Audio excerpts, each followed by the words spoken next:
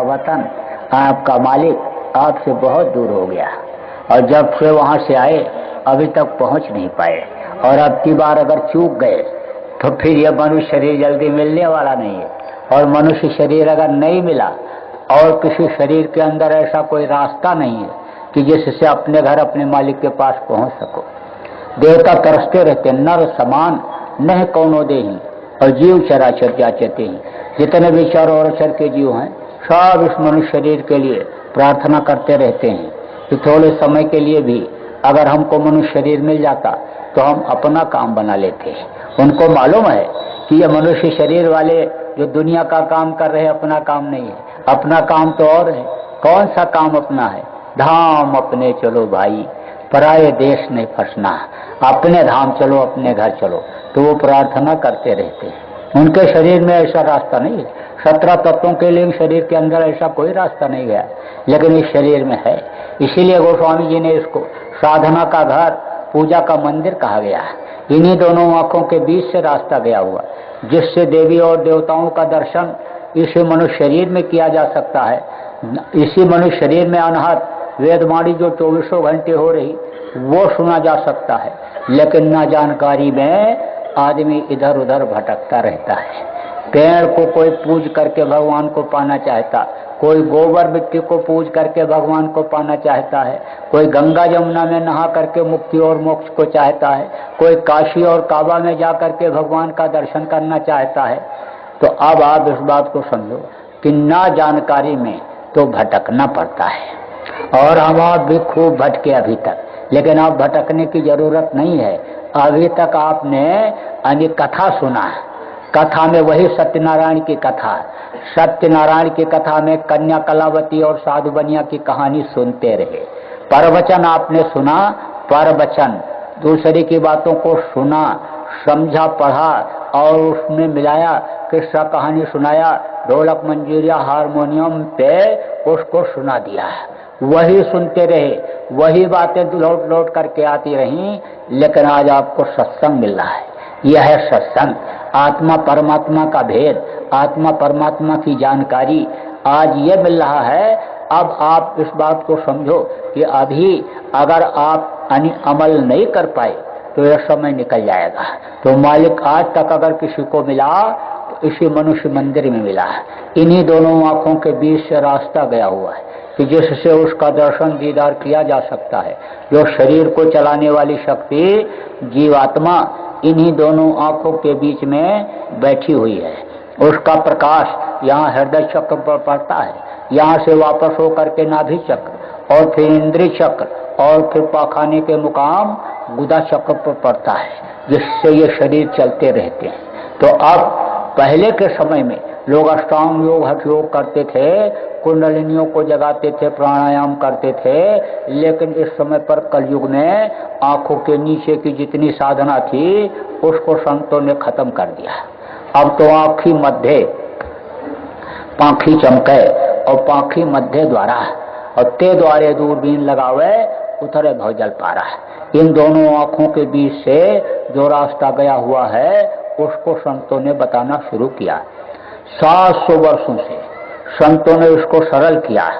अब इस वक्त पर बिल्कुल सरल गुरु महाराज ने हमारे बिल्कुल सरल कर दिया और कहा दिन में अपना खेती, नौकरी, दुकान, दफ्तर का जो भी काम करते हो करो। शाम को बाल बच्चों की देख रेख के बाद थोड़ा समय निकाल लो, रजाई ओढ़कर, कंबल ओढ़कर, जमीन पर बैठकर, तख्त पर बैठकर कहीं भी कर सकते हो। थोड़ा सा ध्यान दुनिया की तरफ से हटाओ और उस मालिक को पुकारो तो वो मालिक मिल जाएगा। कैसे पुकारोगे? कौन से नाम से पुकारोगे? कहा गया केशव करोड़ नाम, लाख नाम कृष्ण के।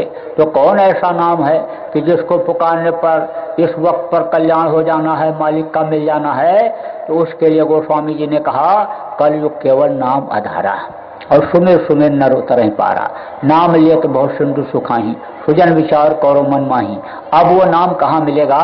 फिर आगे उन्होंने कहा कि नाम रहा संतन आधीना और संत बिना कोई नाम न चीन्हा।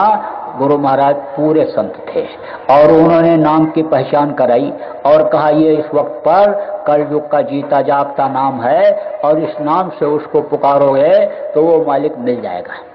अब जब मालिक मिल जाएगा तो उसी की बनाई हुई ये सारी दुनिया है। फिर पापी पेट के लिए आपको गुनाह करने की, गलती करने की जरूरत नहीं पड़ेगी। फिर तो जो इच्छा की नी मनमाही और हर प्रताप का दुर्लभ नहीं, जिस चीज की इच्छा करोगे वो चीज तुम्हारे लिए हाजिर हो जाएगी। तो बहुत से लोगों को गुरु महाराज ने रास्ता बताया, रास्ते पर चलाया और कितने लोगों को मंजिल तक पहुंचा दिया। कितने लोग चले गए, वो वापस इस दुख के संसार में दुख झेलने के लिए आने वाले नहीं, क्योंकि ये दुखों का संसार है।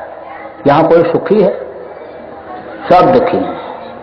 जिसके पास नहीं है वह तो रो ही रहा है कि मेरे पास भी धन दौलत हो जाता है, रुपया पैसा हो जाता, बड़ा आदमी बन जाता है, बारीक चावल खाता है, 3 तरह की सब्जी खाता है, बढ़िया मकान में रहता है, अच्छे गाड़ी घोड़ा पर चलता है।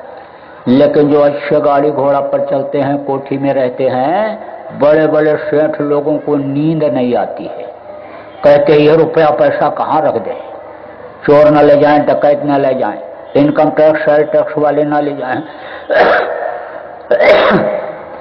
उनको नींद नहीं आती है। रात को 2 बजे नींद की गोली खाते हैं, तब नींद आती है। तो वो उनसे ज्यादा दुखी है जिसके लड़का नहीं है, औलाद। कहता है एक औलाद मिल जाता है। कोई कहता है कि पेड़ पूजो तो लड़का मिल जाएगा, कोई कहता गोबर पूजो तो लड़का मिल जाएगा, कोई कहता चलो वैष्णो देवी में चुनरी चढ़ाओ लड़का मिल जाएगा, कोई कहते चलो गया में पिंडदान करिए लड़का मिल जाएगा। तो भाग रहे ऐसे, इधर उधर चक्कर काट रहे, कहते कैसे भी मिल जाए, एक औलाद हो जाए, घर में कोई दीपक जलाने वाला आ जाए। आदमी औरत लड़के के लिए, औलाद के लिए कुछ भी करने को तैयार है। लेकिन जिनके 4 लड़के हैं कहते हैं मर जाते तो ठीक था, जीने नहीं दे रहे। तो नानक दुखिया सब संसार। आप अच्छे मकान में रहते हो, बगल में कोई गरीब आदमी अनपढ़ है, अब उसके घर में जब झगड़ा होता है और सास बहू को गाली और बहू सास को जब गाली देती है तब कहते हो भद्दी भद्दी गाली दे रहे, ये अनपढ़ हैं, गंवार हैं, देखो कैसी बदतमीज हैं ये, इनको कोई अकल नहीं। अब आप ये सोच रहे होंगे कि जो अनपढ़ गंवार हैं वही सास बहू एक दूसरे को गाली देते हों। और बड़े बड़े घरों में जो अंग्रेजी पढ़ी लिखी बहू और सास हैं वो अंग्रेजी में एक दूसरे को गाली देती हैं। अरे भाई, बहू लड़किनी पर घर लाई और राखो न पलक की नहीं। जब दूसरे के घर के लड़की को अपने घर में बहू बना करके पहले लाते थे तो जैसे पलकों के बीच में आंख को रखा जाता है ऐसे रखते थे। देखो अभी तेज हवा चले तो पलकें ये बंद हो जाती हैं, आंख को हवा से बचाती हैं। और अभी सूरज की तरफ ऐसे देखने लगो ऐसे तो ये पलकें बंद हो जाती हैं, आंख को बचाती हैं। पानी गिरने लगे तो फट से ऐसे बंद हो जाती है, आंख को बचाती है। ऐसे ही दूसरे के घर की लड़की को जब लाते थे तो बहुत हिफाजत से और बड़े लाड़ प्यार से रखते थे बहू बना करके अपने घर में। लेकिन अब जैसे बहू घर में आती है सास सोचने लगती है 40 साल पहले जब मैं इस घर में आई थी तब क्या था, फूस का घर था, कुएं से पानी भर के लाती थी और मिट्टी के चूल्हे पर लकड़ी जला करके खाना बनाती थी, ढेके से कोट करके पैर से चावल तैयार करती, हाथ की चक्की चला करके आटा तैयार करती थी, कपड़ा मुगरी से पीट पीट करके धोती थी, तालाब से कुएं से धो करके लाती थी, पहनाती थी इनको। कितना मेहनत मैंने किया है, गाय बैल भी देखा मैंने, जानवरों की भी संभाल किया और बच्चों की परवरिश किया, पढ़ाया लिखाया। और ये पढ़ी लिखी बहू घर में आई तो ये कुछ करना ही नहीं चाहती है, बस अंदर अंदर सोच रही है कि जितना मैंने मेहनत किया 2 घंटा पैर दबाने के बाद सास का सोने के लिए जाती थी। रात को 10 बज जाता था। सुबह 4 बजे 5 बजे उठ जाती थी जानवरों की देख रेख के लिए, बच्चों की संभाल के लिए। अगर जितना मेहनत मैंने किया उसका 4 आना भी अगर ये कर रहे तो अभी तरक्की कर जाए घर। इतना तो मैंने ही बना दिया है और फिर और बढ़ता जाएगा, बन जाएगा। लेकिन ये बहू कुछ करना ही नहीं चाहती है। अब वो अंदर अंदर यही बात सोच रही है। वो ये सोच रही है कि इसकी जवानी है और ये पढ़ी लिखी है, मैं तो अनपढ़ हूँ, ये पढ़ी लिखी है तो इसको और मेहनत करना चाहिए। बस अंदर अंदर सोचती रहती है और गुबार भरती रहती है। बस एक दिन मुंह से तीर की तरह छोड़ती है बात, और वो बात जाती है, लग जाती है उसको। तो कहते हैं कि डंडा से मार दो लेकिन बात से मत मारो। तीर से मार दो तो तीर निकल जाने पर जख्म भर जाता है, लेकिन बात से मार दो तो वो जख्म जो अंदर हो जाता है, जो घाव अंदर हो जाता है बातों का, वो खत्म नहीं होता है। बस वो बहू अंदर अंदर अंदर अंदर वो भी कूदने लगी। अब एक दूसरे को ऐसे तिरछा देखती हैं और देखना नहीं पसंद करती हैं, और वो साथ रहना नहीं पसंद करती हैं, साथ जाना नहीं पसंद करती हैं। अब आप इस बात को समझो कि जो सास आप लोग यहाँ पर बैठी हुई हो, आपको थोड़ा सा ध्यान रखने की जरूरत है, क्योंकि वो युग जमाना अब नहीं रहा पहले वाला।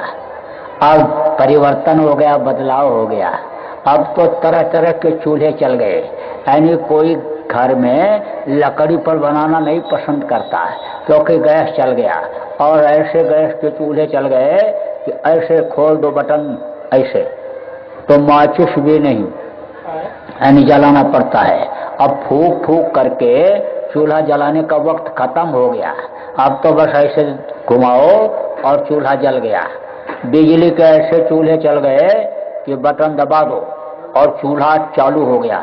हाथ रखोगे नहीं जलेगा, बर्तन रख दोगे गर्म हो जाएगा, कालिख भी नहीं लगेगी उसमें, साफ करने पर हाथ काला नहीं होगा। 10 मिनट में प्रेशर कुकर में दाल चावल बन गया, तैयार हो गया।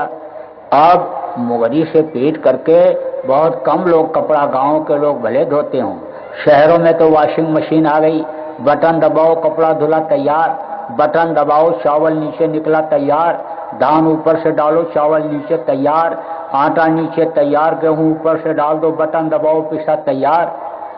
अरे भाई अब युग जमाना बदल गया। अब युग जमाना बदल गया तो आपको उसी हिसाब से सेट कर लेना चाहिए बहुओं को। समझ लो कि मेरी लड़की ससुराल गई तो ये दूसरी मेरी लड़की आ गई, तो आपको तो वैसा सेट करने की जरूरत है। अब ये जितनी सास बैठी हुई ये सब अंदर अंदर मुझसे नाराज होने लग गई कि ये हमारी बुराई कर रहे हैं, हमारा पोल खोल दे रहे हैं। तो बहुओं की क्या हालत हो गई यह भी आपको बता दूं कि बहू जैसे घर में आती है बस वो यही देखने लगती है कि रुपया पैसा सासू मां रखती कहाँ है, कौन सी तिजोरी में अलमारी में रखती हैं, उसकी चाबी मुझे मिल जाए, मेहनत न करना पड़े, कुछ काम न करना पड़े और तिजोरी की चाबी मिल जाए, मैं घर की मालकिन बन जाऊं। तो वो अपना दिल दिमाग सब पढ़ाई लिखाई उसी में लगा देती है। तो कोई अनपढ़ ही सास क्यों न हो, लेकिन वो पहचान जाती है, नजर पहचान जाती है, भाप जाती है। एक बुढ़िया थी, उसकी एक जवान लड़की थी, तो साथ में लेकर के जा रही थी। तो एक घुड़सवार उधर से निकला, बड़ा आदमी उस इलाके का। अब वो लड़की थक चुकी थी और बार बार कहती थी, माँ मुझे बहुत थकावट लग गई, मैं अब चल नहीं पा रही हूँ, बार बार कह रही थी। लेकिन वो बुढ़िया तो मजबूत थी, वो तो कहती थी बेटा थोड़ा समय और रह गया है, बस अभी पहुँच जाएंगे, लेकिन बार बार वो यही कह रही थी। तब तक घुड़सवार उधर से निकला, घुड़सवार निकला तो उसको उसने रोका, बुढ़िया ने, और हाथ जोड़ा, कहा हमारी बेटी को बैठा लीजिए और आगे वहाँ गांव है हमारा, वहाँ उतार दीजिएगा मेरे घर के पास। तो वो हाथ से ऐसे झटक दिया और थोड़ी दूर गया और उसके बाद में कुछ सोच करके और फिर घूम करके आया, और घूम करके जब आया तब कहा कि ये बैठा दे बुढ़िया, बैठा दे बैठा दे, अब बैठा दे। तब बुढ़िया ने कहा, अरे जा जा जा, जो तेरे से कह गया वो मेरे से भी कह गया, जो तेरे से कह गया वो मेरे से भी कह गया। वो जब थोड़ी दूर निकल गया तो उसका मन ये हुआ कि लड़की जवान, लाओ बैठा के निकल चले। तो बुढ़िया के दिमाग में फौरन ये बात आ गई कि ये उतनी दूर जाने के बाद और फिर लौट कर क्यों आया, इसकी नीयत सही नहीं रही। नीयत अगर सही होती, पाक साफ इसका अगर दिल दिमाग हृदय होता, तो ये उसी समय अपनी लड़की की तरह से इसको बिठा करके ले जाता और आगे गांव में छोड़ देता। ऐसे ही अनपढ़ ही सास क्यों न हो, लेकिन पढ़ी लिखी बहू का दिल दिमाग वो भांप जाती है। अब वही सास जो 1 घंटा अपनी सास का पैर दबाने के बाद रात को सोने के लिए जाती थी, वही सास अब बहू से पैर दबवाने में डरती है कि कहीं पैर दबाते दबाते गला न दबा दे। धन के लालच में, धन के लालच में। तो आप समझ रहे हो कि अनपढ़ हैं, गरीब हैं, और ये गाली बकते हैं, और ये दुखी हैं, और वो सुखी होंगे? सुखी तो कोई है ही नहीं, सुखी तो कोई है ही नहीं। सुखी तो लोग तब थे जब नीयत अच्छी थी, सच बोलते थे, जब सदाचार त्याग सेवा की भावना लोगों में थी, परोपकार था, लोग ईश्वरवादी थे, उस मालिक पर विश्वास करते थे जो पैदा होने के पहले माँ के स्तन में दूध भर दिया करता है। देखो एक समय ऐसा था, कुछ बुजुर्ग ऐसे हों जो 80-90 साल 100 साल के हों, उनसे पूछो कि पहले का क्या समय था, तब वो उस समय को तो नहीं देखे, लेकिन कहते हमारे पिताजी कहते थे। या कुछ ऐसे भी मिल जाएंगे बताने वाले भी कि भैया बड़ा सुख था और बहुत संपन्नता थी, खाना मोटा, रहना हिसाब मोटा, लेकिन दिल दिमाग में शांति थी लोगों के। गरीब से गरीब घर की औरतों के शरीर पर 2-2 किलो चांदी रहता था, एक पाव सोना, कान में, आंख, नाक में, हाथ में, कमर में सब मिला करके रहता था। कितना ठोस लोग थे, कहते थे कि यह बने का